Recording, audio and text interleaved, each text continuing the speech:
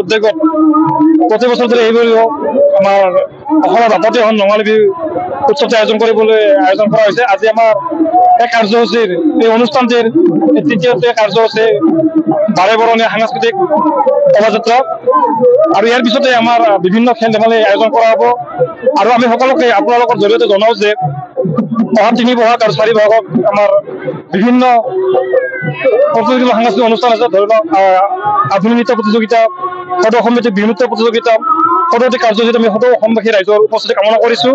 আৰু 3 বহাগত আমাৰ অসমৰ জনপ্ৰিয় ইউটিউবাৰ তথা কণ্ঠশিল্পী ভণিমা কলিতাৰ গীতৰ শৰাই আৰু 4 বহাগত অসমৰ জনপ্ৰিয় কণ্ঠশিল্পী সকলোৰে পৰিচিত এটি নাম চয়নিকা বৈশ্য তেখেতৰ জ্যেষ্ঠ ভাতৃ ধ্ৰুৱজ্যোতি বৈশ্যৰ গীতৰ শৰাই আছে। আমি সদৌতি কাৰ্যসূচীত সদৌতি অসমবাসী ৰাইজৰ উপস্থিতি শ্ৰদ্ধাৰে কামনা কৰিছো। ধন্যবাদ।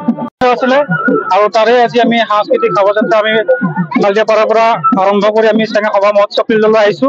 ইয়াত আমি আপোনালোকে দেখিছে বাৰে বৰণীয়া সাংস্কৃতিক সমদলত বিভিন্ন ধৰণৰ মানুহ আহি ইয়াত উপস্থিত হৈছেহি।